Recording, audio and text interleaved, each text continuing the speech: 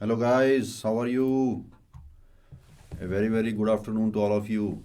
Hello, guys. How are you? कौन कौन आया आज की क्लास में? मोहित, वैष्णवी, दीपांशु और एनएम is Nidhi. I think Nidhi बहुत दिनों बाद दिखी बेटा क्लास में तुम. Good afternoon, good afternoon. CBSE नहीं होता है, सीबीएसई होता है. Central board of secondary education. Last में ई होता है बेटा, सी नहीं होता है. बोलने में वो सीबीएसई सुनाई देता है लेकिन होता है सीबीएसई.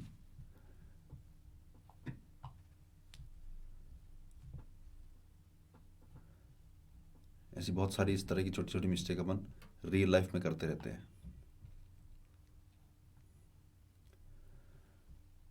आवाज़ आ रही है क्या? ठीक से बताना ज़रा एक बार फटाफट से. आवाज़ और वीडियो क्वालिटी ठीक आ रही है क्या?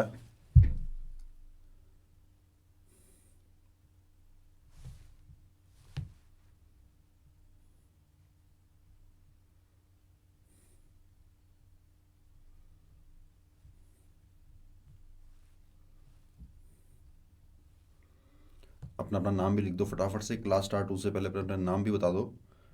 अब की बार मैं नाम लेके जवाब पूछूंगा.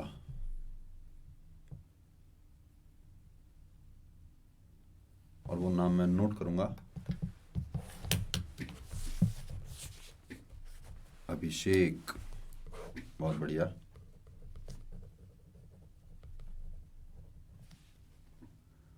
नवनीत, वैष्णवी,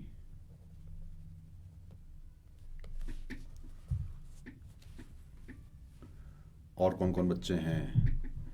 जल्दी से अपना नाम लिख दो, घबराओ मत.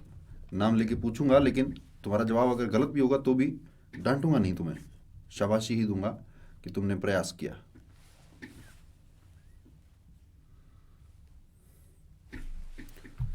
स्टार्टिंग में कुछ और भी नाम लिखे हुए थे बच्चों के. दीपांशु, मोहित, आकाश.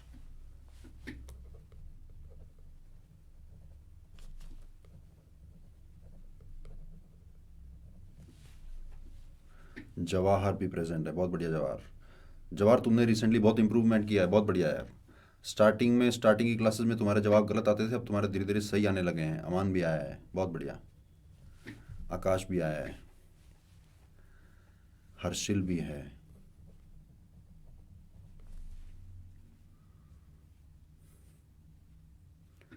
नवनीत भी है. Well done, well done.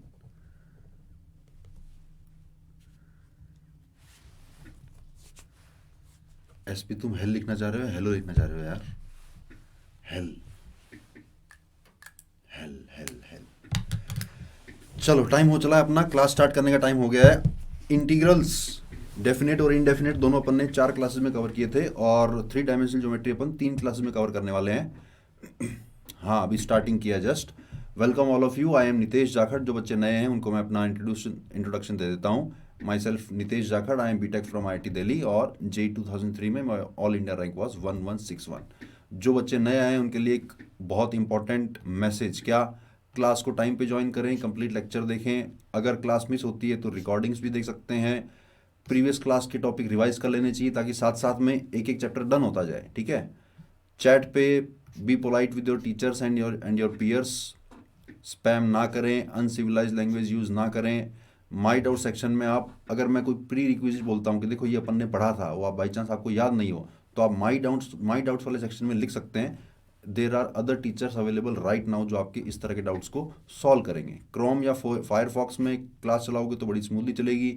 Android version 6 या अबव में क्लास स्मूथली चलेगी. और इंटरनेट स्पीड अगर 5 Mbps या उससे ऊपर है तो क्लास बढ़िया चलेगी. समझ गए भैया?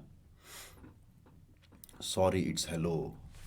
Hello, hell shall rain down upon you if you type hell instead of hello. चलिए, डीपीपी करके लाए हो क्या? डीपीपी में बड़े इंटरेस्टिंग क्वेश्चन थे. डीपीपी थी अपनी डेफिनेट इंटीग्रल के ऊपर, जो लास्ट में अपन ने चीज़ें पढ़ी थी. लिमिट को डेफिनेट में कन्वर्ट करना, एस्टिमेशन करना, इस तरह की चीज़ें जो अपन ने पढ़ी थी उस पर बड़े इंटरेस्टिंग सवाल दिए थे मैंने, कुछ प्रॉपर्टीज़ का भी इस्तेमाल करके करके लाए हो क्या? जो भी डाउट हो फटाफट से पूछ लो ज़रा। डीपीपी में जो भी डाउट हो जल्दी से पूछ लो, फिर अपन 3D geometry, 3 dimensional coordinate geometry start करते हैं।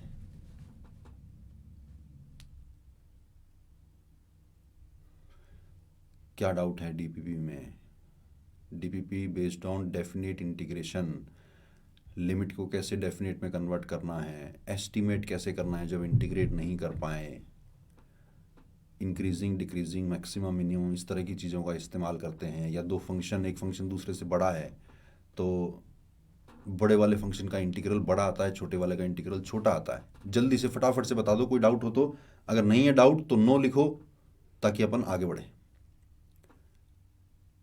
अगर कोई डीपी में डाउट नहीं है तो नो लिख के छोड़ दो चैट में ताकि हम आगे बढ़ें। No no no no no no, बहुत बढ़िया बहुत बढ़िया।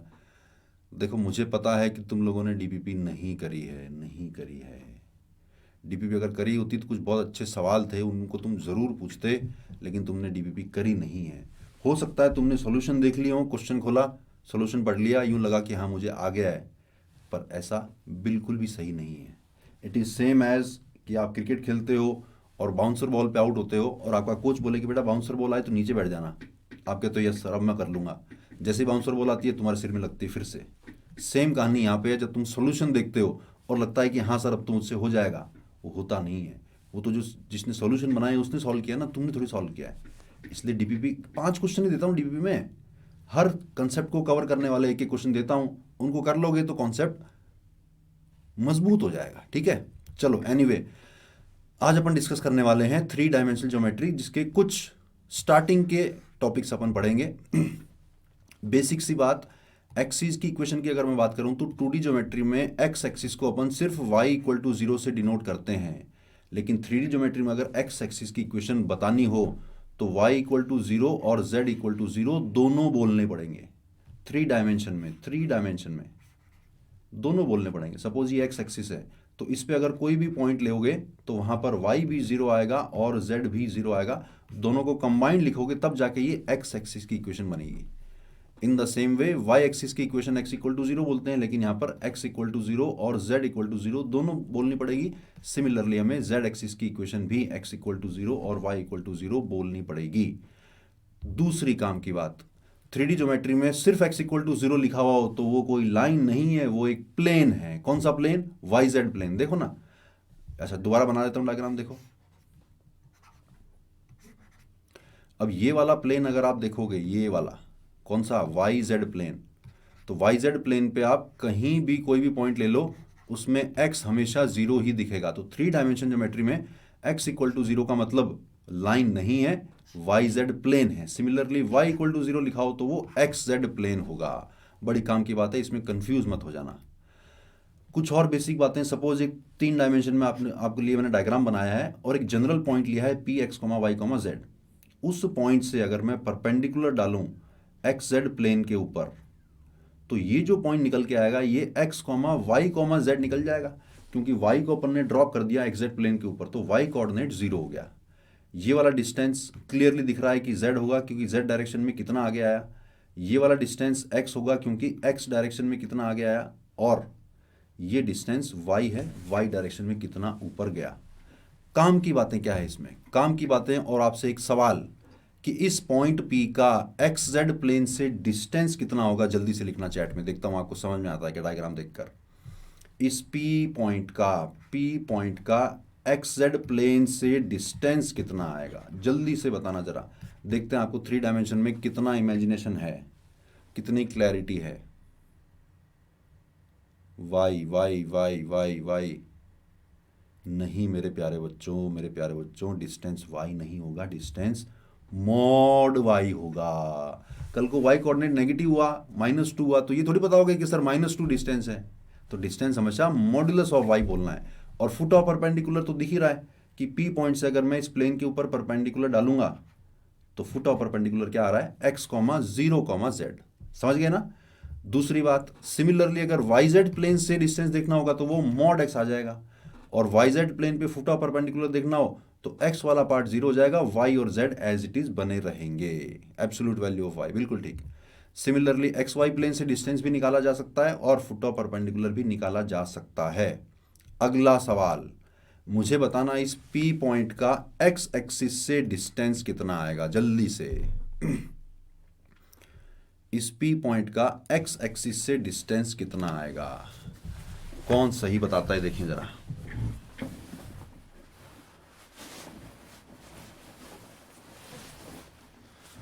मॉड z नहीं आएगा, ना ना ना ना ना ना ना।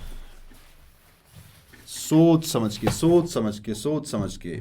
x एक्सिस से root of z square plus Y square, बहुत बढ़िया। डायग्राम को देखना, ध्यान से देखना, देखो इस पॉइंट का x एक्सिस से डिस्टेंस निकालना है, यानी ये वाला डिस्टेंस निकालना है। ये एंगल 90 डिग्री है, समझ में आ रहा है ना, और ये वाला डिस्टेंस y है, ये वाला डिस्टेंस z है, तो ये वाला डिस्टेंस हो गया under root Y square plus Z square. 2D geometry में कुछ अलग होता है, यहां पर कुछ अलग है, ये under root Y square plus Z square आएगा। समझ गए हो क्या? समझ गए हो तो जल्दी से यस लिखना, मैं अगली बात करता हूं।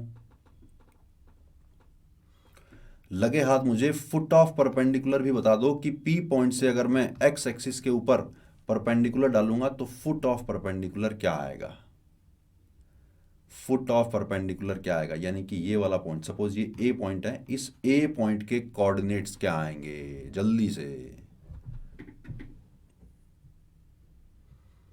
लेट्स सी किसको समझ में आया, इमेजिन करना है और कुछ नहीं है। x, 0, बिल्कुल सही। डिस्टेंस आएगा under root Y square plus Z square, और फुट ऑफ परपेंडिकुलर, इस पॉइंट को अगर आप यहाँ इस पॉइंट से यहाँ पर अगर परपेंडिकुलर डालोगे, किसके ऊपर, x एक्सिस के ऊपर, इधर से देखोगे तो x एक्सिस के ऊपर परपेंडिकुलर है, तो ये डिस्टेंस तो under root Y square plus Z square आएगा।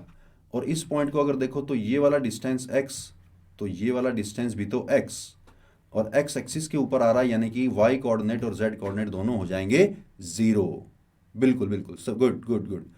एक ही तुम्हारा जवाब गड़बड़ था, 0,0,z नहीं आएगा, y और z कोऑर्डिनेट जीरो हो जाएंगे, x कोऑर्डिनेट वही बना रहेगा। इन the same way, exactly the same way, y axis और z एक्सिस से डिस्टेंस भी निकाला जा सकता है और फुट ऑफ परपेंडिकुलर भी निकाला जा सकता है, और ओरिजिन से डिस्टेंस तो under root X square plus Y square plus Z square रहेगा। ये तो सिंपलेस्ट है, ये तो हर किसी को आता होगा। कुछ और बेसिक फॉर्मूले, डिस्टेंस फॉर्मूला बिल्कुल वैसा ही जैसा 2D ज्योमेट्री में होता है, लेकिन एक टर्म एक्स्ट्रा आ गई, ये वाली। सेक्शन फार्मूला बिल्कुल वैसा ही जैसा 2D ज्योमेट्री में होता है। सेंट्रॉइड ऑफ ट्राइंगल बिल्कुल वैसा जैसा 2D ज्योमेट्री में होता है, बस एक z कोऑर्डिनेट की टर्म एक्स्ट्रा आ गई। क्लियर? करके बताओ जरा ये वाला question. Find the locus of a point the sum of whose distances from two given points is equal to 10।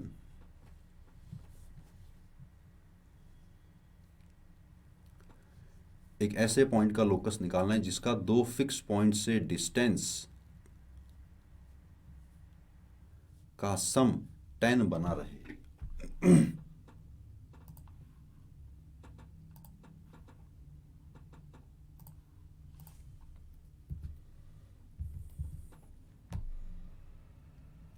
बस कैलकुलेशन है और कुछ भी नहीं है, सिंपल सवाल है एकदम। एक पॉइंट है जिसका दो पॉइंटों से डिस्टेंस, हाँ 10th के फॉर्मूले हैं, मेंस में काम आ जाते हैं। मैं ये नहीं पूछ रहा हूँ कि लोकस क्या आएगा, मैं तो ये पूछ रहा हूँ उस लोकस की इक्वेशन क्या आएगी। हिंट किस तरह का यार, हिंट तो सिंपल है, ये लो हिंट ले लो।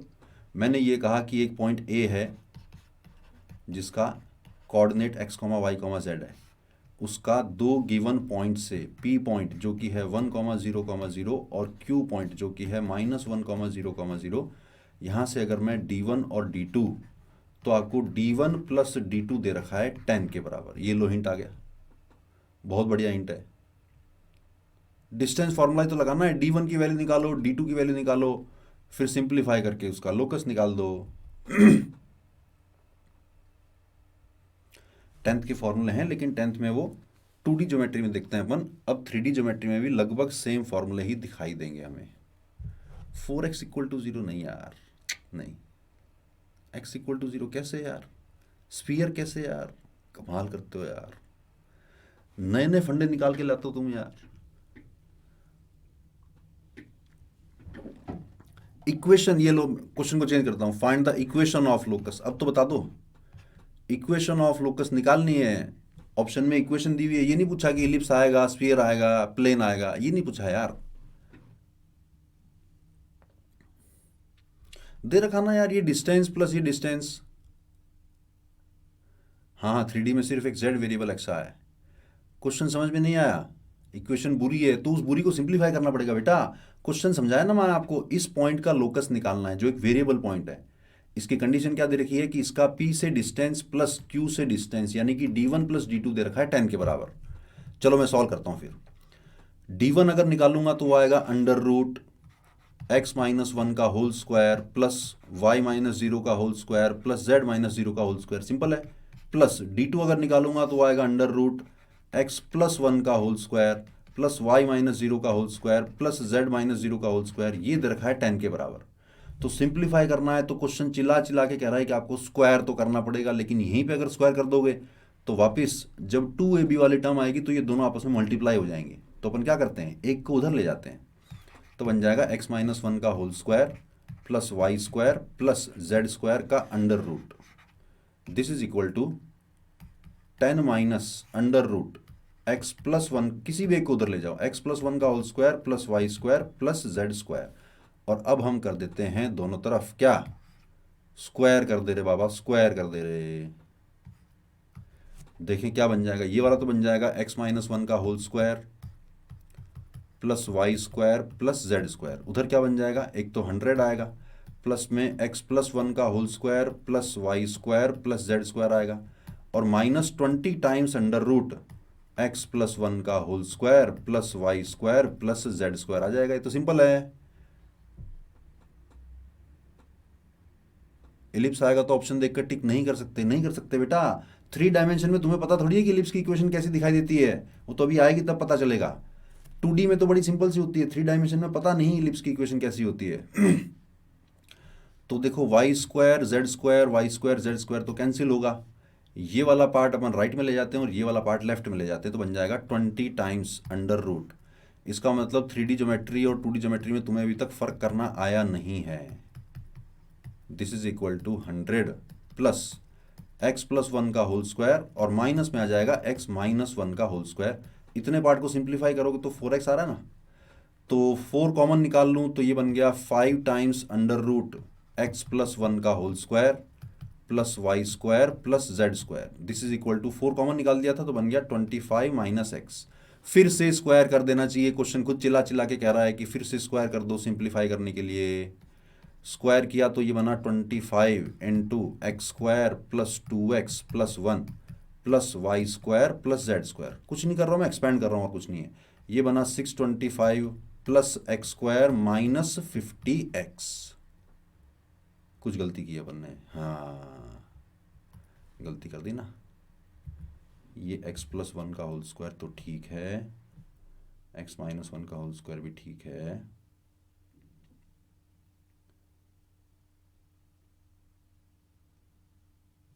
हाँ यहाँ पे गड़बड़ है।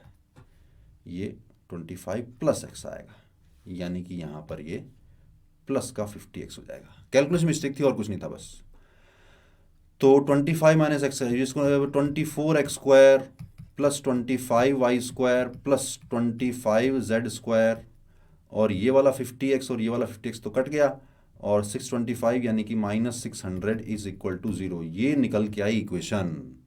हाँ 25 प्लस एक्स आने वाला था, यहाँ पे मिस्टेक करी थी अपन ने। Got the answer but little long to type, ये था फाइनल आंसर। ऐसा दिखेगा ऑप्शन में। अब तुम ऑप्शन को देखकर पहचान पाओगे क्या कि ये इलिप्स है या सर्कल है या हाइपरबोला है? नहीं पहचान पाओगे। क्यों?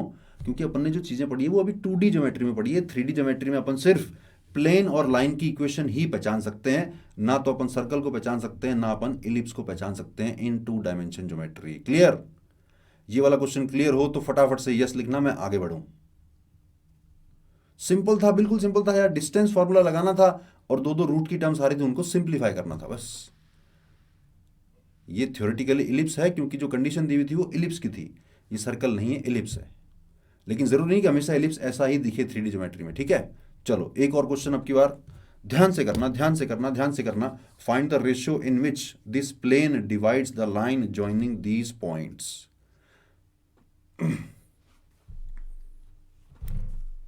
25 प्लस एक्स कैसे आया?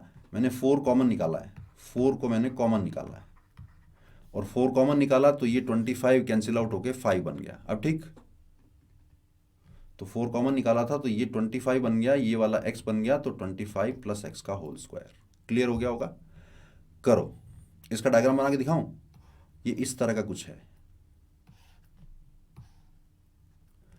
एक पॉइंट दे रखा है अपन को -2,4,7 और दूसरा पॉइंट दे रखा है 3,-5,8। पूछता है कि ये वाला प्लेन इस लाइन सेगमेंट को किस रेशियो में डिवाइड कर रहा है। प्रॉपर्टी एलिप्स की थी, बिल्कुल सही कह रहे हो। तो ऐसे क्वेश्चन तो 2D ज्योमेट्री में आते थे ना यार। Find the ratio in which Y axis divides the line segment joining these 2 points. तो अपन क्या करते थे, अपन λ/1 का रेशियो मान लेते थे और सेक्शन फॉर्मूला लगा के इस पॉइंट के कोऑर्डिनेट निकालते थे और बोलते थे कि ये वाला पॉइंट वाई एक्सिस की इक्वेशन को सेटिस्फाई करेगा। सेम फंडा यहां पे लगाना है, सेम फंडा। बहुत ही इजी, बहुत ही सिंपल है। करो जरा। 2 पॉइंट दे रखे हैं, एक प्लेन दे रखा है, पूछा है कि वो प्लेन उस लाइन सेगमेंट को किस रेशियो में डिवाइड कर रहा है। और हिंट दूं क्या? मान लो वो λ/1 के रेशियो में डिवाइड कर रहा है, तो इस पॉइंट के कोऑर्डिनेट आ गए मेरे पास, क्या? 3λ-2/λ+1, कॉमा 4-5λ/λ+1, कॉमा 8λ+7/λ+1। समझ में आया क्या?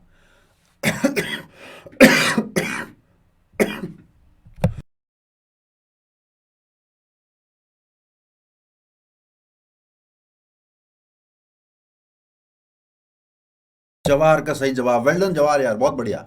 Well done, well done, well done, really well done. तुम रिसेंटली बहुत सही जवाब निकालने लगे हो। You have become an inspiration for the other students कि पहली बार में भी आंसर सही निकल सकता है।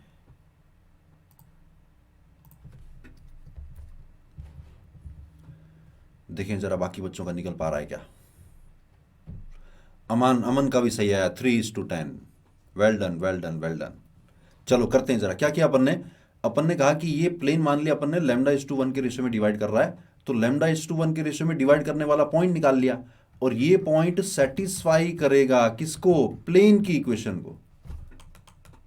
तो प्लेन की इक्वेशन में इस पॉइंट को पुट कर देता हूं। प्लेन की इक्वेशन क्या है? वो है x - 2y + 3z = 17। तो x की जगह डाला मैंने 3λ-2/λ+1 माइनस ट्वाइस ऑफ y की जगह डाला मैंने 4-5λ/λ+1 प्लस 3 टाइम्स z की जगह डाला मैंने 8λ+7/λ+1। This is equal to 17। बहुत ही मुश्किल इक्वेशन है सर, ये तो पता नहीं सॉल्व कैसे होगी। कहाँ है मुश्किल यार?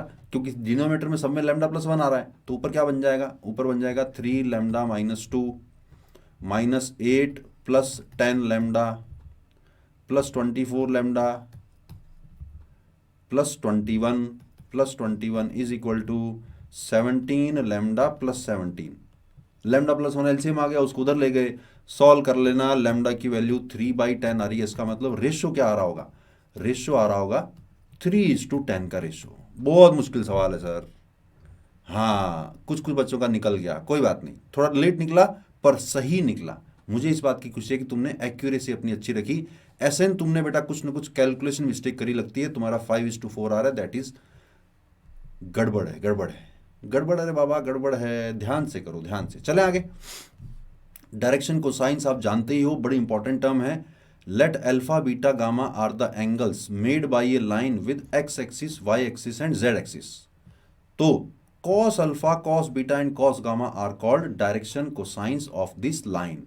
3 डायमेंशन में अगर आप देखोगे इस तरह का, और कोई लाइन सपोज इस तरह की पास हो रही है, वो एक्स एक्सिस से अल्फा एंगल बना रही है, वाई एक्सिस से बीटा एंगल बना रही है, जेड एक्सिस से गामा एंगल बना रही है, then cos alpha, cos beta, cos gamma are called direction cosines.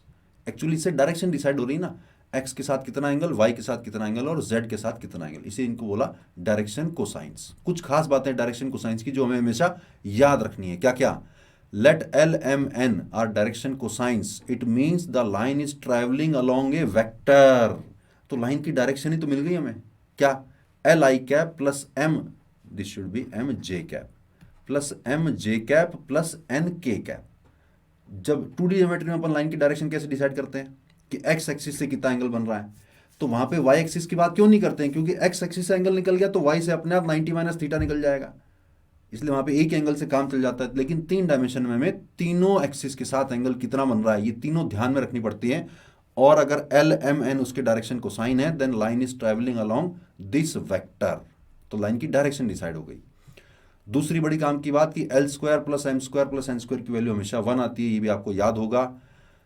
अगर L M N are direction cosines of line, तो minus L minus M minus N भी उसी लाइन के direction को साइंस हैं, यानी कि आप डायरेक्शन को साइंस को सबको माइनस से मल्टीप्लाई कर दोगे तो भी वो स्टिल उसके डायरेक्शन को साइंस की तरह ही काम करेंगे।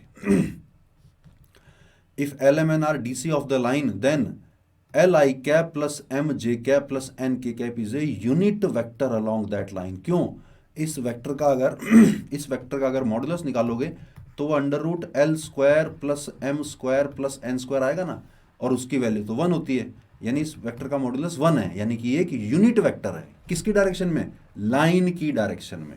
काम की बात है, ध्यान रखना इसको। और last but not the least, x axis के डीसी क्या हो जाएंगे 1,0,0, क्योंकि एक्स एक्सिस जो है वो वाई एक्सिस से 90 बना रही है, जेड एक्सिस से भी 90 बना रही है, और कॉस 90 होता है 0, तो कॉस अल्फा 1 आ जाएगा, कॉस बीटा और कॉस गामा 0,0 आ जाएगा। सिमिलरली वाई एक्सिस और जेड एक्सिस या उनके कोई पैरेलल लाइन हो तो उनके भी डीसी बड़ी आसानी से 0,1,0 और 0,0,1 कहे जा सकते हैं। यहां तक कोई डाउट हो तो लिखना, नहीं तो फटाफट से यस लिखना, मैं आगे बढ़ूं। बहुत ही बेसिक बातें हैं, बहुत ही सिंपल बातें हैं, रिवीजन कर रहे हैं अपन, ये काम की बातें जिनको अपन को दिमाग में बिठा कर रखना है। यस, चलो आगे बढ़ते हैं। डायरेक्शन रेशियोज क्या होते हैं भैया, डायरेक्शन कोसाइन के ही प्रोपोर्शनल कोई नंबर डायरेक्शन रेशियोज होते हैं। सपोज अगर डायरेक्शन कोसाइन कुछ इस तरह का है 1/√3 1/√3, 1/√3, तो उसके डायरेक्शन रेशियोज हम 1,1,1 बोल देंगे। क्यों, क्योंकि √3 परेशान करता है हमें। डायरेक्शन कोसाइन जब भी निकालोगे उसमें रूट वाली टर्म आने के चांसेस हैं। क्यों, क्योंकि वो कॉस थीटा की वैल्यू है, उसका मॉडुलस 1 होता है, यानी कि वो डिवाइड में under root a² plus b² plus c² आ रहा होगा। फोर्थ नंबर नहीं समझ में आया तुम्हें, फोर्थ नंबर क्या बोलता है कि एल एम एन अगर डीसी हैं तो L M N is a unit vector along that line. ये तो समझ रहे हो ना कि ये जो वेक्टर है ये लाइन की डायरेक्शन में है, और लाइन की डायरेक्शन में है, और इसी का अगर मॉडुलस भी निकालोगे तो वो under root L square plus M square plus N square आएगा, और इसकी वैल्यू 1 होती है, इसकी वैल्यू 1 होती है, इसका मतलब एक यूनिट वेक्टर है। तो डायरेक्शन भी इसी की डायरेक्शन में है, और कल को लाइन की डायरेक्शन में एक यूनिट वेक्टर लेना हो तो एल एम एन ले लेना, ठीक है। तो अपन ये बात कर रहे हैं कि जो डायरेक्शन रेशियोज होते हैं वो डायरेक्शन कोसाइंस के ही कुछ प्रोपोर्शनल नंबर होते हैं। There can be infinitely many sets of direction ratios. Direction cosine के तो 2 ही सेट हो सकते हैं, या तो एल एम एन या minus L minus M minus N. लेकिन डायरेक्शन रेशियो हम अपने हिसाब से कुछ भी बना सकते हैं, वो प्रोपोर्शनल होने चाहिए। सपोज डायरेक्शन कोसाइंस हैं, जो मैंने एग्जांपल लिया था अभी 1/√3, 1/√3, 1/√3, ये अगर डायरेक्शन कोसाइंस है तो डायरेक्शन रेशियोज में 1,1,1 ले लूंगा, 2,2,2 भी ले सकता हूं, लेकिन काम नहीं है, ज़्यादा बढ़िया तो 1,1,1 ही रहेंगे। कौन, direction ratios. Direction ratios equal to direction cosines होता है क्या, नहीं नहीं नहीं नहीं नहीं नहीं नहीं नहीं नहीं नहीं नहीं नहीं नहीं, अभी बताता हूँ, बताया ना एग्जाम्पल मैंने। सपोज डायरेक्शन कोसाइन ये है, तो डायरेक्शन कोसाइन की खास बात क्या है कि ये जो भी वैल्यू आएगी ये -1 और 1 के बीच में लाई करेगी। क्यों, क्योंकि वो कॉस अल्फा की वैल्यू है। अब -1 और 1 के बीच में लाई करेगी तो काफ़ी ज़्यादा चांसेस हैं कि वो वैल्यू फ्रैक्शन में आएगी। 1 से बड़ा नंबर तो है नहीं, 1 से छोटा है, तो फ्रैक्शन में आएगा 1/2, 1/3, 1/5, 1/√2, 1/√5। तो ऐसी चीज़ों से हमें कैलकुलेशन करने में दिक्कत होती है, तो हम क्या करते हैं कि डायरेक्शन कोसाइन को किसी चीज़ से मल्टीप्लाई कर देते हैं। सपोज इन डायरेक्शन कोसाइन को मैंने √3 से मल्टीप्लाई कर दिया तो नया नंबर मिला 1:1,1,1, उसको मैंने बोल दिया डायरेक्शन रेशियो बोल दिया। अब समझ गए, क्लियर है मोहक। डायरेक्शन रेशियोज और डायरेक्शन कोसाइन सेम नहीं होते हैं। पीके, तुम्हारा भी डाउट क्लियर हो गया होगा अब।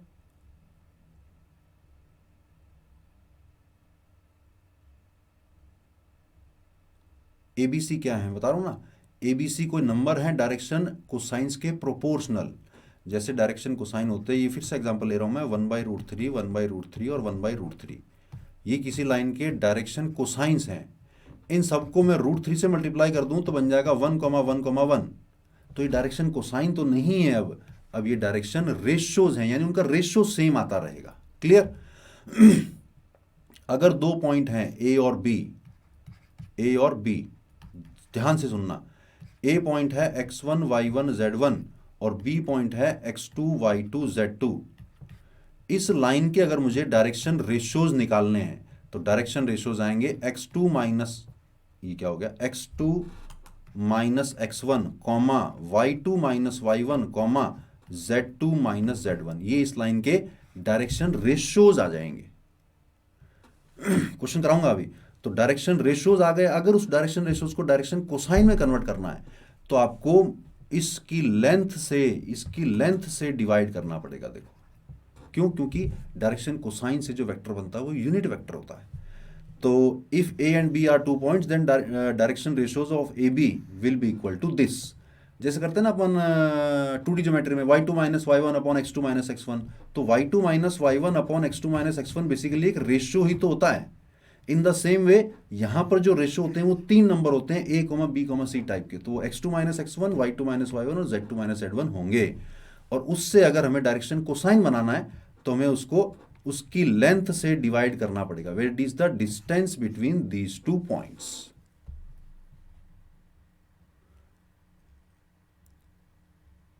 हाँ, a can be written as n times l comma n times m comma n times k, बिल्कुल ठीक कहा तुमने। अगर D R a comma b comma c है तो डायरेक्शन रेशियोज का मतलब a comma b comma c, उससे अगर हमें डायरेक्शन कोसाइन बनाने हैं तो direct a comma b comma c क्या डिनोट करता है, लाइन की डायरेक्शन में एक वेक्टर डिनोट करता है a i cap plus b j cap plus c k cap. Direction ratio अगर a comma b comma c है तो लाइन की डायरेक्शन डिसाइड करता है। तो डायरेक्शन कैसे डिसाइड होगी, एक वेक्टर से डिसाइड होगी कि इस डायरेक्शन में वेक्टर है, वो vector a i cap plus b j cap plus c k cap होगा। लेकिन अगर इस डायरेक्शन के हमें डायरेक्शन कोसाइन चाहिए तो डायरेक्शन कोसाइन का मतलब उस डायरेक्शन में एक यूनिट वेक्टर चाहिए। तो इस पूरे वेक्टर को यूनिट वेक्टर बनाने के लिए मैं √a² plus b² plus c² यानी कि उसकी लेंथ से डिवाइड कर दूंगा। वही तो किया, डिवाइड डिवाइड और divide. Sum of squares of D C is 1, बिल्कुल सही कहा तुमने, बिल्कुल सही कहा। तो डी आर और डी सी दोनों में अब कंफ्यूजन आपको नहीं रहना चाहिए। डायरेक्शन कोसाइन और डायरेक्शन रेशियोज चीज सेम ही है, थोड़ा सा फर्क है। डायरेक्शन रेशियोज अच्छे नंबर होते हैं 1, 2, 3। डायरेक्शन कोसाइन थोड़े गंदे नंबर होते हैं 1/2, 1/3, 1/5, इस तरह के होते हैं। क्लियर है क्या? देऊं सवाल, बढ़े आगे? चलो एक और काम की बात, projection of a line segment on coordinate axis. 3 dimension geometry में 2D ज्योमेट्री होती तो बड़ा आसान होता कि ये लाइन सेगमेंट है जो कि x1 y1 और x2 y2 को ज्वाइन करने वाला है। अगर x एक्सिस के ऊपर इसका प्रोजेक्शन निकालना है तो बड़ा क्लियरली दिख रहा है कि ये x2, 0 है, ये वाला x1, 0 है, x1, 0 है। तो ये जो प्रोजेक्शन की लेंथ है वो लेंथ क्या आ गई, x2 माइनस x1 का modulus. In the same way 3D geometry में भी आप किसी लाइन सेगमेंट की x एक्सिस पे प्रोजेक्शन निकालनी है तो इस पॉइंट से भी x एक्सिस पे परपेंडिकुलर डाल दो, इस पॉइंट से भी x एक्सिस पे परपेंडिकुलर डाल दो, तो प्रोजेक्शन कितना आ जाएगा, x2 माइनस x1 का मॉड आ जाएगा। y एक्सिस पे प्रोजेक्शन कितना आ जाएगा, y2 माइनस y1 का मॉड। z एक्सिस पे प्रोजेक्शन कितना आ जाएगा, z2 माइनस z1 का मॉड। इससे पहले y2 माइनस y1 क्यों किया, कौन से वाले में बेटा है, y2 माइनस y1 और ABC क्या है बेटा? DI पहले तुम ये बता दो तुम कौन सी क्लास के हो, are you from 12th class? तुम 12th क्लास से हो या 11th से हो?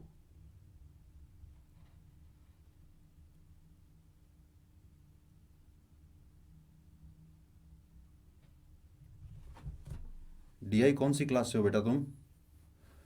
12th से हो तो फिर यार ये तो तुम्हें आना चाहिए, y2 minus y1 x2 minus x1। ये अपन ने लाइन की dr निकालने हैं, x2 minus x1, y2 minus y1 और z2 माइनस z1, ठीक है। तो 3 डायमेंशन में अगर हमें इस लाइन सेगमेंट का एक्सिस के ऊपर प्रोजेक्शन निकालना है।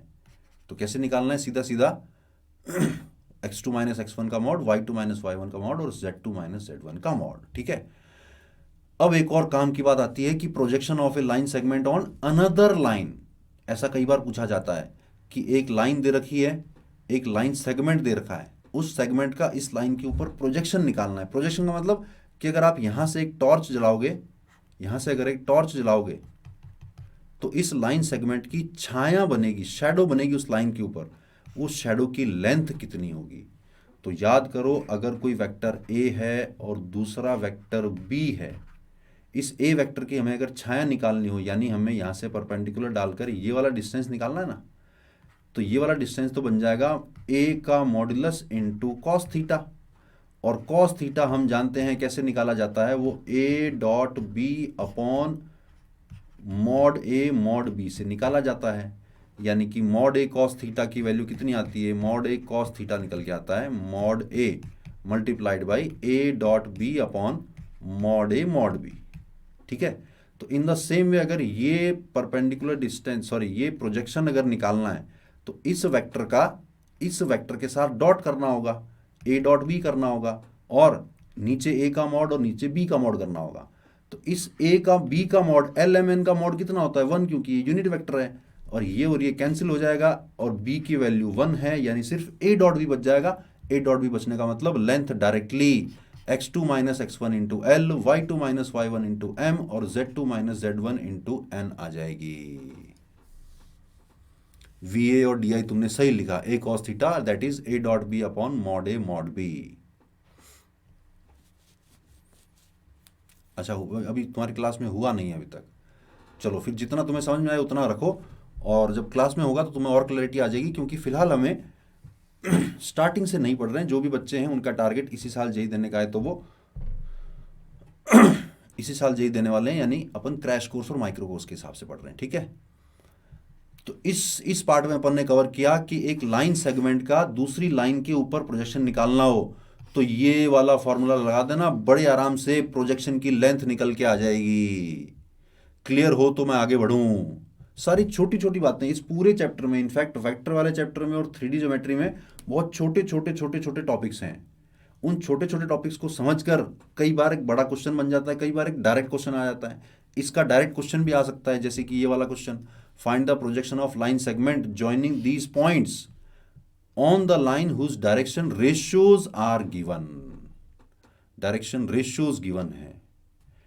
फॉर्मूला अपन ने जब अप्लाई किया था तो अपन ने कहा था कि डायरेक्शन कोसाइन दे रखे हो तो प्रोजेक्शन इस तरह का आएगा। सवाल में मैंने अब की बार डायरेक्शन रेशियो दे रखे हैं, जल्दी से इसकी प्रोजेक्शन की लेंथ निकाल दो। बहुत आसान है, बहुत ही आसान है भैया, बहुत ही आसान है।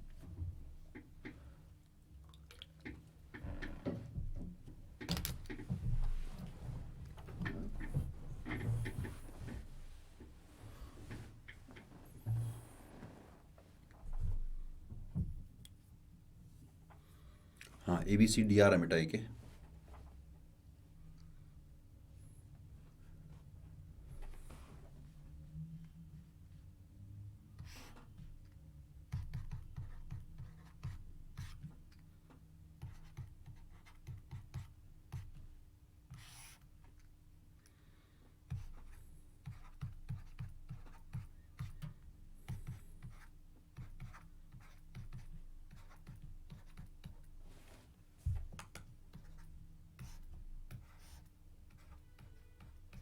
ट्वेंटी टू गड़बड़ है SP, 22/7 अमान का सही है। SP तुम्हारा गड़बड़ है यार, तुम कैलकुलेशन मिस्टेक करते हो मेरे बच्चे, कैलकुलेशन मिस्टेक करते हो, जल्दीबाजी करते हो।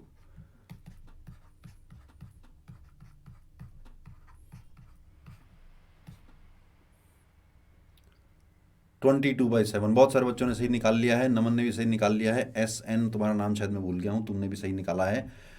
क्या वही सेम फॉर्मूला है पूरी 3D ज्योमेट्री में? आपको सिर्फ डायरेक्ट जो कॉन्सेप्ट है ना, उसी कॉन्सेप्ट पे सवाल दिखेगा, कुछ घुमा फिराया नहीं होगा। इसलिए आप कॉन्सेप्ट को ढंग से समझ लो। कॉन्सेप्ट क्या था कि इस लाइन सेगमेंट का अगर इस पे प्रोजेक्शन निकालना है तो सीधा सीधा क्या करना है, हमें करना है y2 माइनस हमें करना है x2 माइनस x1 को L से multiply plus y2 minus y1 को M से multiply plus Z2 minus Z1 को n से मल्टीप्लाई, मॉडुलस लगाना मत भूलना, हो सकता है ये वैल्यूज नेगेटिव आ रही हो, ठीक।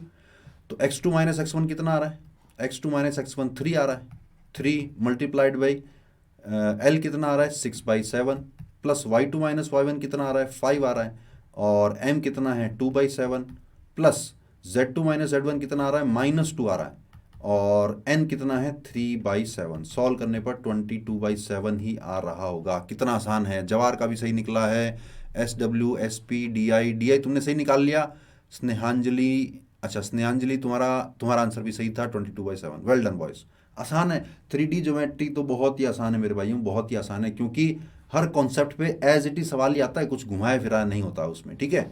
एंगल बिटवीन टू लाइंस निकालना हो तो दो लाइंस के बीच में अगर एंगल निकालना है, तो अगर मुझे इस लाइन के अलोंग कोई वेक्टर पता चल जाए और इस लाइन के अलोंग कोई वेक्टर पता चल जाए, तो मैं कॉस थीटा को बड़े आराम से A.B upon mod A mod B कह सकता हूं।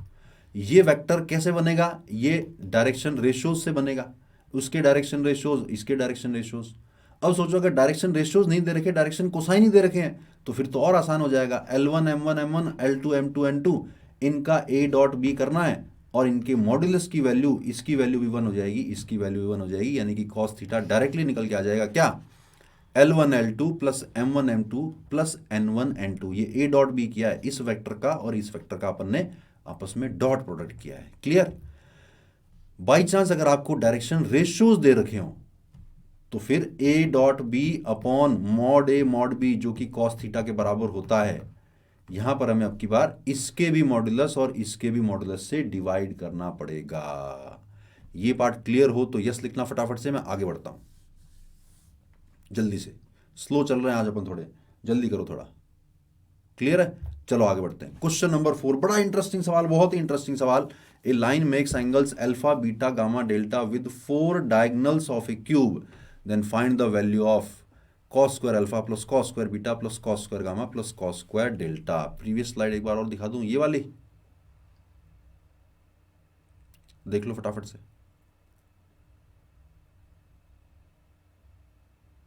ठीक है, चलो इससे पहले वाली में ये ऊपर वाला पार्ट ही तो था, ये ऊपर वाला पार्ट ही तो था इससे पहले वाली में।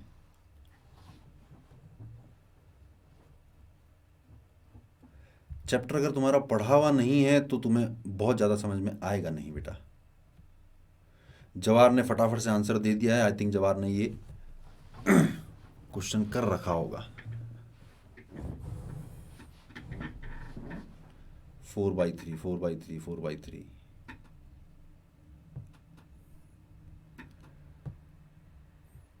अगर इस क्वेश्चन को या इस तरह के किसी भी क्वेश्चन को जल्दी करना हो, तो मैं आपको एक काम की बात बता देता हूं, अभी एक्सप्लेन करता हूं बेटा, रुको अभी एक्सप्लेन करता हूं। तो मैं आपको एक काम की बात बता देता हूं कि डायगोनल भी नहीं, in fact DR direction ratios of diagonals of a cube directly काम में आ सकता है। ऐसा क्यूब जिसकी एजेस एक्सिस के पैरेलल हों, तो उसके 4 डायगोनल होते हैं, उनके DR होते हैं 1 1 1, एक तो सबका 1, और बारी बारी से एक एक -1 करते जाओ, 1 1 -1 1 -1 1 और -1 1 और 1। ये फंडा है। इसको एक्सप्लेन करूं क्या कि डायगोनल्स के DR ये कैसे निकल के आते हैं, ये ध्यान आपको अमान का सही आया है, जल्दी से बताना ये डायगोनल्स के DR कैसे निकलते हैं, ध्यान है या एक्सप्लेन करूं? याद है, चलो। तो अगर कोई line alpha beta gamma delta angle बना रही है इन 4 चीजों के साथ, तो दो लाइनों के बीच का एंगल कैसे निकालते हैं, लाइन के अलोंग वेक्टर चाहिए होता है। तो मान लिया मैंने उस लाइन के along vector A, B, C है, यानी AI cap plus BJ cap plus CK cap है। तो कॉस अल्फा कैसे निकालूंगा, कॉस अल्फा आ जाएगा this dot this divided by mod A mod B। तो ये बन जाएगा A plus B plus C divided by under root A square plus B square plus C square, और इसका मॉडुलस कितना है, इसका मॉडुलस है 3। ये तो निकला कॉस अल्फा। हमें पूछा है cos square alpha, cos square alpha, तो कॉस स्क्वायर अल्फा ये बन गया। कॉस स्क्वायर बीटा यानी कि इन दोनों का डॉट प्रोडक्ट, तो वो बन जाएगा A plus B minus C divided by under root A square plus B square plus C square, और डिवाइड में √3 और आएगा, और कॉस स्क्वायर बीटा करना है तो इसका भी स्क्वायर हो जाएगा। इसी तरह से बन जाएगा ए माइनस बी प्लस सी का होल स्क्वायर, और नीचे आ जाएगा a square plus B square plus C square, और रूट 3 का स्क्वायर 3। इसी तरह से आ जाएगा माइनस ए प्लस बी प्लस सी का होल स्क्वायर, और नीचे आ जाएगा a square plus B square plus C square, और साथ में आ जाएगा 3। सबका एलसीएम सेम आ रहा है, सबका एलसीएम सेम आकर ऊपर वाले को एक साथ लिखोगे तो ए प्लस बी प्लस सी का होल स्क्वायर, फिर A plus B minus C का होल स्क्वायर, फिर ए माइनस बी प्लस सी का होल स्क्वायर, फिर माइनस ए प्लस बी प्लस सी का होल स्क्वायर, और नीचे आ रहा है 3 times A square plus B square plus C square. ऊपर वाले होल स्क्वायर एक्सपेंड करोगे तो जो 2ab 2bc 2ac वाली टर्म्स हैं वो सारी कैंसिल हो जाएंगी। क्यों? क्योंकि ऑल्टरनेटिवली सब में एक एक बार माइनस आ रहा है, तो बचेगा सिर्फ 4 times A square plus B square plus C square. Denominator में 3 times A square plus B square plus C square पड़ा हुआ है। तो आंसर कितना आ गया? आंसर आ गया हमारा 4/3। नो नीड टू एक्सप्लेन, बता दो सर। चलो बता देता हूँ फटाफट से, ध्यान से देखना, बताने जा रहा हूँ मैं। यहां पे बता देता हूं। सपोज SI क्यूब है हमारे पास,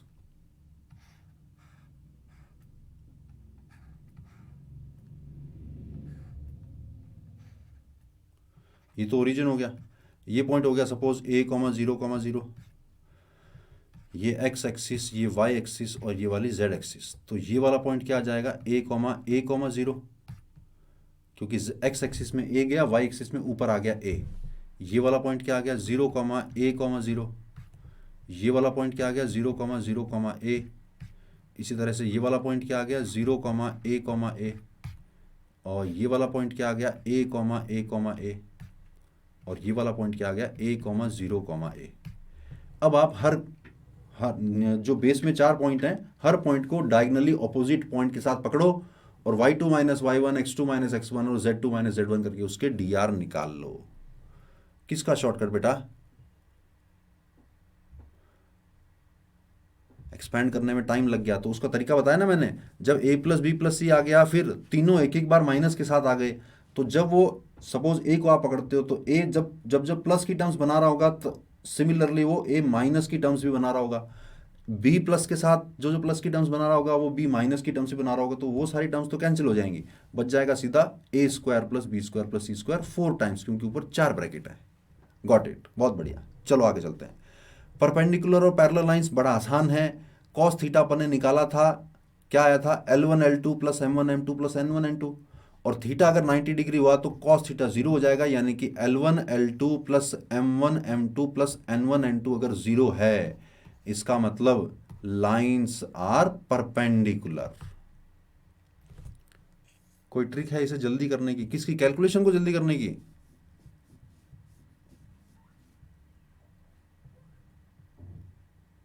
इस क्वेश्चन में कोई डायरेक्ट मेथड? मैं समझ नहीं पा रहा हूं तुम्हारा डाउट।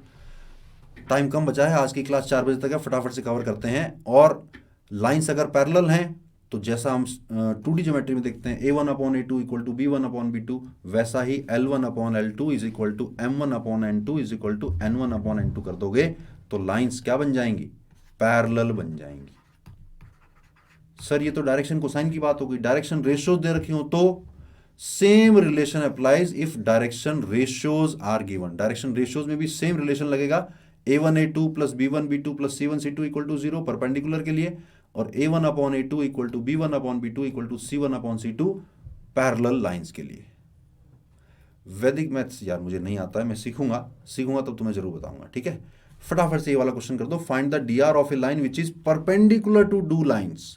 दो लाइनें हैं, दो लाइनें हैं, इन दोनों के परपेंडिकुलर कोई लाइन है, इसके भी परपेंडिकुलर है और ये लाइन इसके भी परपेंडिकुलर है। इस लाइन के dr पूछ रहा है, बताओ जरा।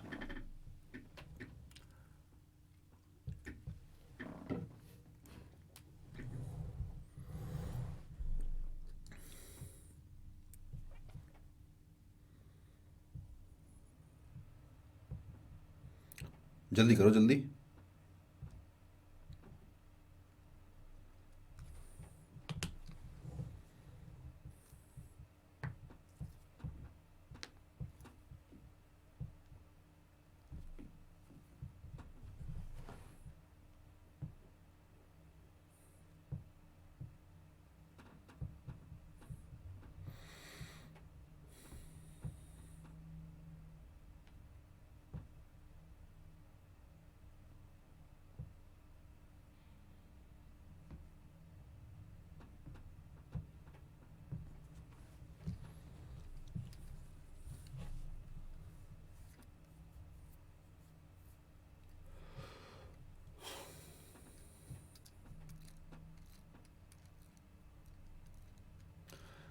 जल्दीबाजी करते हो, मैं बोलता रहता हूँ जल्दी करो और तुम इतनी जल्दी करते हो कि कोई ना कोई कैलकुलेशन मिस्टेक कर ही डालते हो। जो जो तुम आंसर निकालते हो ना, ये सारे तुम्हें ऑप्शन में मिलेंगे, पक्का मिलेंगे। -2 2 12 3 1 -1,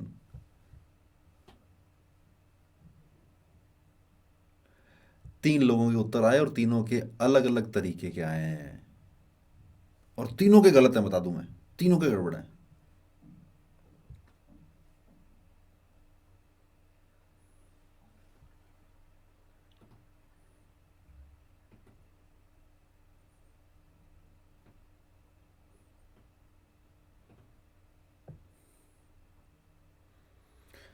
5 - 10 5 देखने में अच्छा नहीं लग रहा है यार, ये देखने में अच्छा नहीं लग रहा है। सिंप्लीफाई करके बताओ उसको थोड़ा।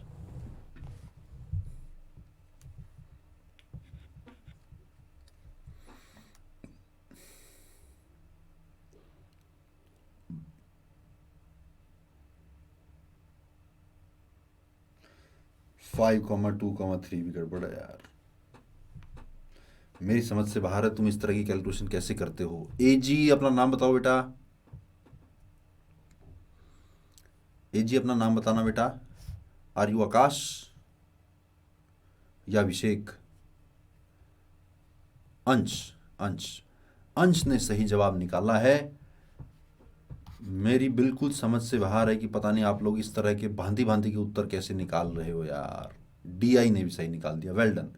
क्या करना है बताओ जरा, क्या किया तुम लोगों ने, बताना जरा, क्या मेथड लगाया, जल्दी से बता दो। कैसे निकाले ये जो तरह तरह के उत्तर निकाले तुमने? 5, 2, 3 -3 -1 1, और भी कई तरह के आंसर आए, 3 1 -1 1 2 1, ये सब आंसर कैसे निकाले बताना जरा। कैसे निकाले उस डी आर के लाइन जो इन दोनों के परपेंडिकुलर हैं? एक्सप्लेन करो जरा, तरीका बताओ।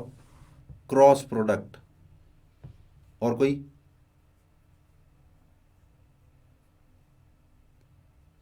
और कोई?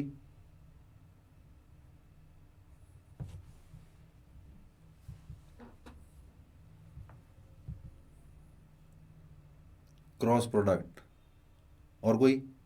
क्रॉस प्रोडक्ट, और कोई?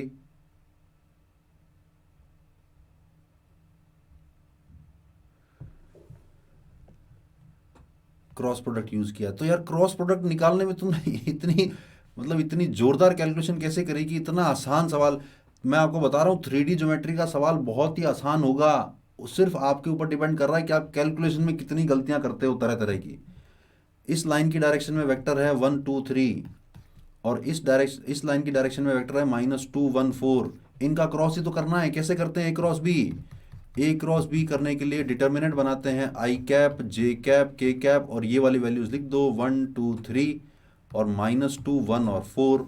तो आई कैप के साथ क्या आ रहा है? This into this minus this into this, 8 - 3 5, minus J cap के साथ क्या आ रहा है? 4 + 6, प्लस के कैप के साथ क्या आ रहा है? 1 + 4 यानी कि 5। तो ये आ गया 5, -10, 5।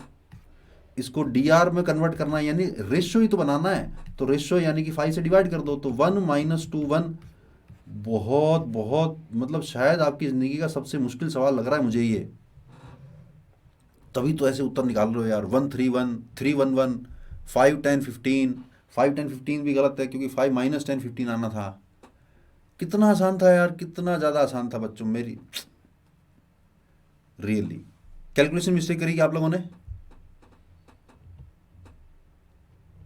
बताना फटाफट से, कैलकुलेशन मिस्टेक करिए क्या, ये कोई नया तरीका लगा दिया है?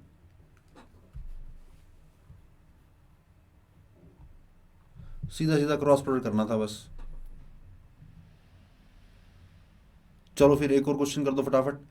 इस टाइप का क्वेश्चन एक बार जेईई मेंस में आ चुका है। Find the angle between the lines whose direction cosines satisfy the relations, this relation and this relation. किया है क्या इस तरह का क्वेश्चन पहले, या मैं करके बताऊं पहले?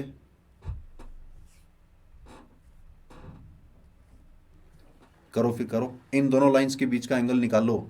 सर दोनों लाइन कहाँ हैं? अरे मेरे भाई, परोस के नहीं दिए दो लाइन, आपको कहा है कि ऐसी कोई दो लाइनें हैं जिनके डायरेक्शन कोसाइंस इन रिलेशंस को सेटिस्फाई करते हैं, तो उन दोनों लाइन के बीच का एंगल निकालो। ऐसी कोई दो लाइनें हैं जिनके डायरेक्शन कोसाइंस इस रिलेशन को सेटिस्फाई करते हैं, तो उन दोनों लाइंस के बीच का एंगल निकालो। ये है सवाल, करो ट्राई।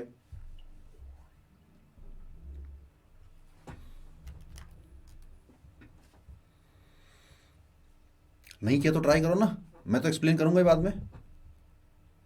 ट्राई करो, शाबाश।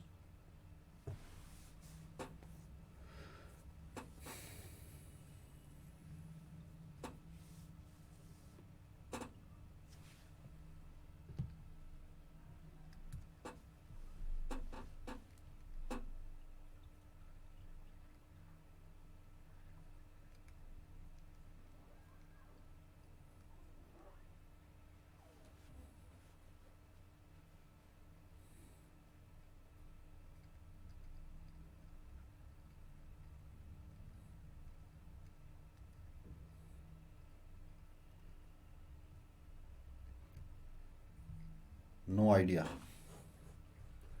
चलो फिर 5 मिनट बचे हैं, 5 मिनट लग जाएंगे इस क्वेश्चन को सॉल्व करने में। मैं सॉल्व कर रहा हूँ, ठीक है। चैट को ऑफ कर रहा हूँ थोड़ी देर के लिए, और ध्यान से देखना और समझना। दो लाइनें हैं जिनके डायरेक्शन कोसाइंस इन रिलेशंस को सेटिस्फाई कर रहे हैं।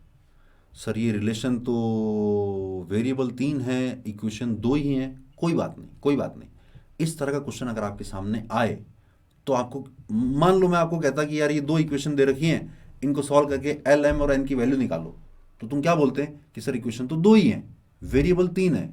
तो जब 3 वेरिएबल 2 इक्वेशन है तो एग्जैक्ट वैल्यू नहीं आएगी, लेकिन रेशियो आ जाएगा।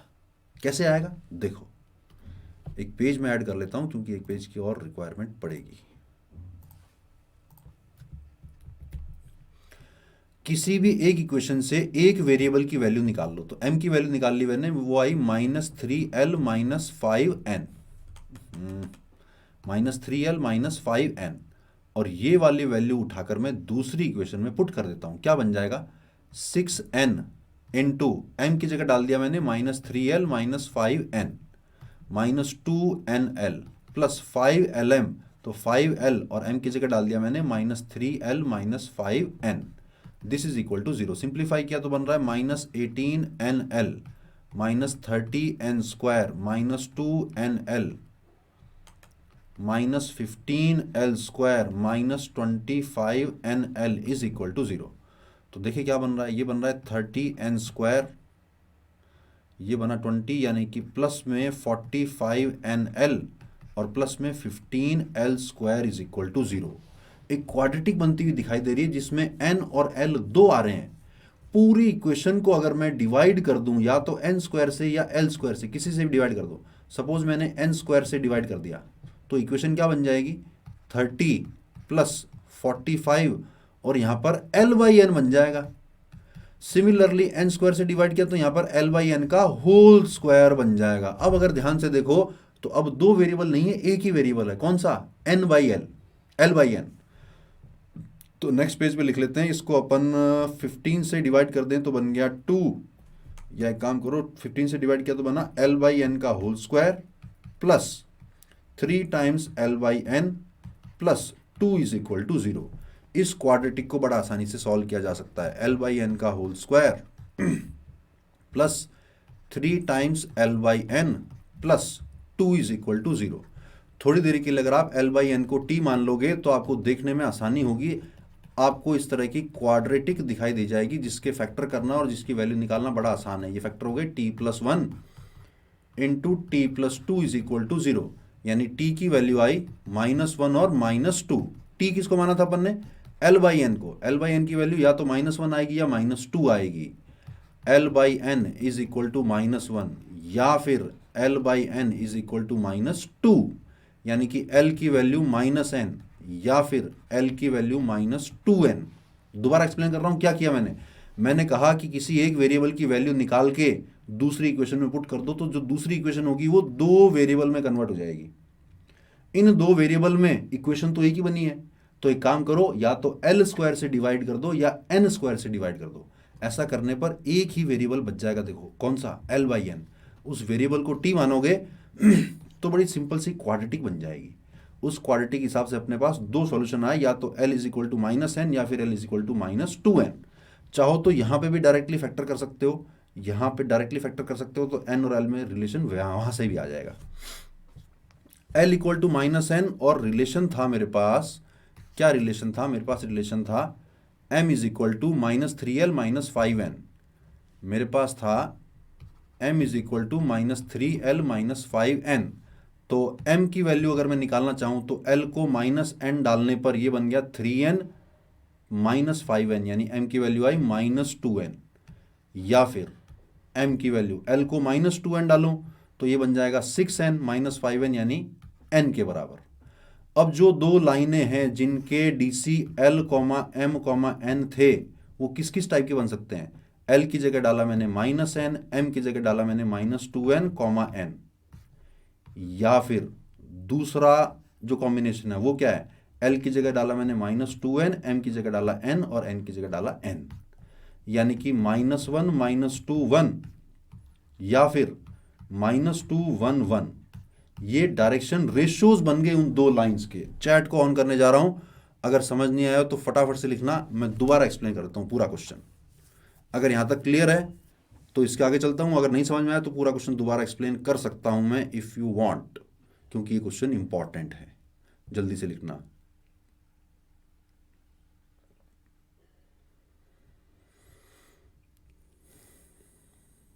यहां तक अगर क्लियर हो तो यस लिखना, क्लियर नहीं हो तो लिखना सर जो भी पार्ट समझ में नहीं आया वो दोबारा पूछ लेना।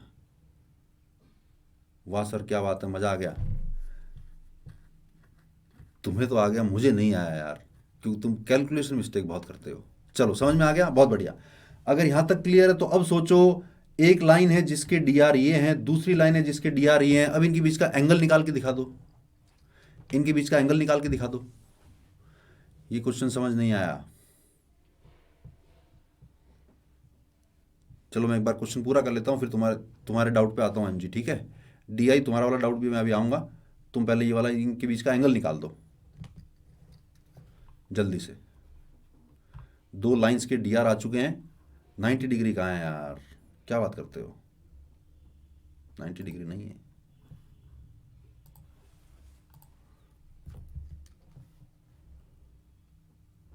रिपीट कर दूँ? अभी कर देता हूँ, रुको अभी कर देता हूँ। पहले मैं आंसर निकाल लेता हूँ। तो मेरे पास जो दो लाइंस आई उनके DR हैं -1 -2 1, और दूसरी लाइन है -2 1 1 -2 1 और 1। तो कॉस थीटा निकालने के लिए मैं कौन सा वाला फॉर्मूला लगा रहा हूँ? A1 A2 plus B1 B2 plus C1 C2 divided by √ A1 square plus A2 square plus A3 square और √ A1 square plus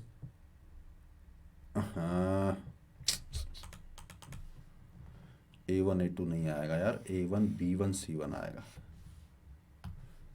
under root में A1 square plus B1 square plus C1 square, और दूसरा under root में A2 square plus B2 square plus C2 square. निकाला क्या किसी ने? Cos theta की value -1/6। Well done guys, well done. Cos theta की वैल्यू -1/6 आएगी। जवाहर का गड़बड़ है, कॉस इनवर्स 1/6 नहीं आ रहा है, कॉस इनवर्स -1/6 आ रहा है। कॉस इनवर्स 1/6 एक्यूट एंगल हो गया, कॉस इनवर्स -1/6 आ रहा है। हालांकि दोनों आंसर ठीक है, क्योंकि दूसरा वाला जो एंगल है वो पाई माइनस कॉस इनवर्स, नहीं दोनों आंसर सही नहीं है। कॉस इनवर्स -1/6 था करेक्ट आंसर, कॉस इनवर्स -1/6। अब मैं आता हूं MG की बात पर। MG पूरा रिपीट करूं क्या बेटा दोबारा? चलो मैं पूरा दोबारा रिपीट कर रहा हूं। इस तरह का क्वेश्चन जी मेंस में आ चुका है कि दो लाइंस हैं जिनके बीच में डायरेक्शन कोसाइंस का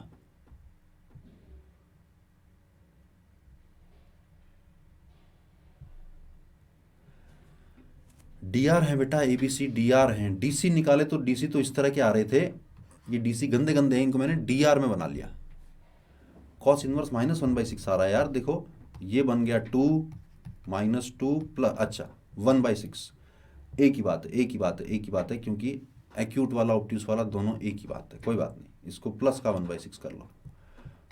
कॉस इनवर्स 1/6 और कॉस इनवर्स -1/6 दोनों आंसर आ रहे हैं। That is not the problem. Problem ये है कि जो आप लोगों को दिक्कत आ रही है इस सवाल में, किसने पूछा था? MG तुमने पूछा था। MG दोबारा देख लो, मैं दोबारा एक्सप्लेन करने जा रहा हूं। मेरे पास वेरिएबल थे 3, एल, एम और एन, इक्वेशन थी 2 ही। तो क्या किया मैंने, किसी एक इक्वेशन से एक वेरिएबल की इक्वेशन वैल्यू निकालकर दूसरी इक्वेशन में पुट कर दी। तो ऐसा होने के बाद मेरे पास 2 वेरिएबल और एक इक्वेशन आ गई। कभी ऐसा बन जाए तो घबराना मत कि सर ये सॉल्व नहीं हो पाएगी। सॉल्व तो नहीं होगी, लेकिन उन दोनों का रेशो निकल जाएगा। तो एल बाई एन को जब मैंने थोड़ी देर के लिए टी माना था, एल बाई एन को जब मैंने थोड़ी देर के लिए टी माना था, तो टी की 2 वैल्यू आई थी, एक -1 और एक -2। यानी एल बाई एन की वैल्यू -1 हो सकती है या फिर एल बाई एन की वैल्यू -2 हो सकती है। उसके हिसाब से मैंने m की वैल्यू भी निकाल ली। तो m की वैल्यू अगर निकाली तो उसके बाद एल एम एन के 2 सेट बन रहे हैं। वो दोनों सेट अलग अलग लाइनों के हैं, अलग अलग लाइनों के हैं। तो उसके हिसाब से डायरेक्शन रेशियोज आ गए मेरे पास। डायरेक्शन रेशियोज आ गए तो कॉस थीटा की वैल्यू 1/6 भी आ सकती है, -1/6 भी आ सकती है। कैसे कि इसके डायरेक्शन रेशियोज अगर मैं माइनस से मल्टीप्लाई कर दूं तो 1, 2, -1 आ जाएंगे, और उसके डायरेक्शन रेशियोज -2, 1, 1 ले लूँ। इनका अगर मैं कॉस थीटा निकालूंगा तो -1/6 आएगा। इसलिए घबराने की बात नहीं है, +1/6 और -1/6 दोनों करेक्ट आंसर हैं। पार्शियल डिफरेंशिएशन वाला तुम क्या समझाना चाह रहे हो, मैं समझा नहीं यार। आई डोंट नो कि पार्शियल डिफरेंशिएशन से तुम कैसे करना चाह रहे हो, ज़रा मुझे एक्सप्लेन करो। कैसे होगा पार्शियल डिफरेंशिएशन से, अगर तुम लिख पाओ चैट में पूरा।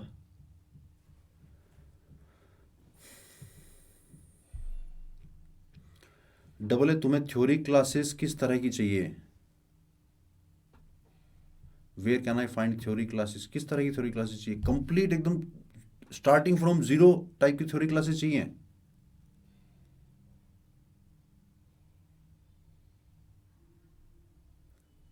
डबल ए, तुम पूछ रहे हो कि थ्योरी क्लासेस किस टाइप की? बिल्कुल एकदम स्क्रैच से। एमजी को समझ में आ गया, गुड।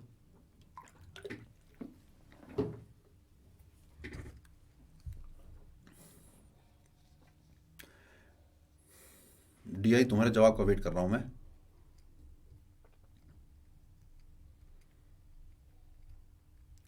पार्शियल डिफरेंशिएशन का अगर कोई तुम मेथड जानते हो, दूसरी लाइन को पार्शियली डिफरेंशिएट कर देंगे अगर एक एन या एल के रेस्पेक्ट में। उसके बाद क्या होगा बेटा, आई डोंट नो, मैंने इस तरह का मेथड देखा नहीं है कभी।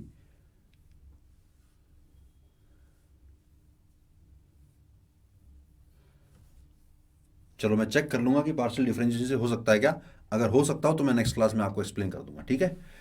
ये अपन ने कुछ कुछ बेसिक बातें सीखी है of 3 dimensional geometry. 3 dimensional geometry में सबसे बेसिक बात क्या है?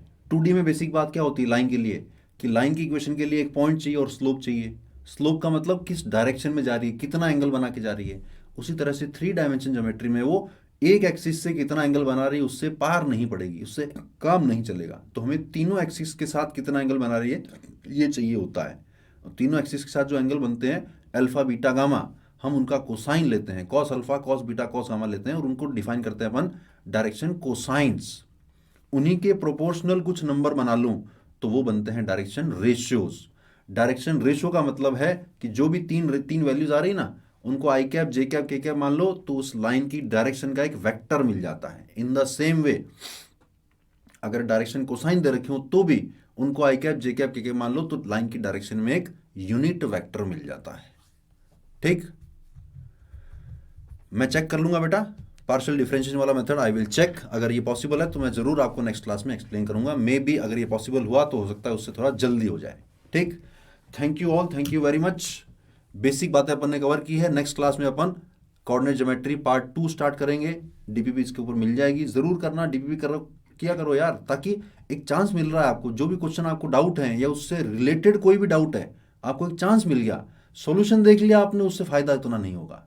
सॉल्यूशन देख लिया, हाँ सर ठीक है समझ में आ गया, पर उस क्वेश्चन के पीछे कोई अगर भावना है, कोई उसके पीछे कोई ट्रिक है, उसके पीछे कोई कॉन्सेप्ट है, क्लास में पूछोगे तो हो सकता है 2 बातें फालतू बताऊं। इसलिए पहले डीपीपी को ट्राई किया करो, नहीं हो तो सॉल्यूशन देखा करो, और सॉल्यूशन देख के भी आपको कुछ डाउट लगे तो क्लास में पूछा करो जरूर। Okay, thank you very much, bye bye.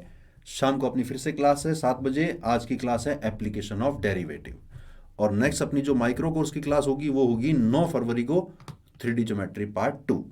ठीक, मिलते हैं शाम को 7 बजे। Thank you very much, bye bye. मिलते हैं शाम को, ओके, बाय बाय।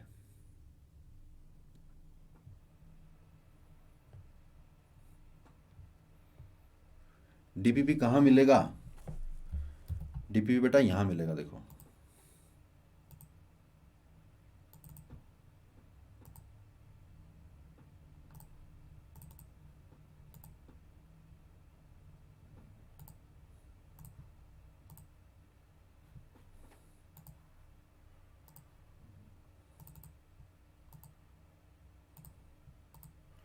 यहाँ पे मिलेगा डीपीपी। लाइव लेसन्स में जाओगे ना, लाइव लेसन्स में जाओगे, माइक्रो कोर्स में मैथमेटिक्स पे जाओगे, तो ये तो अभी जो लाइव चल रही है ये क्लास है।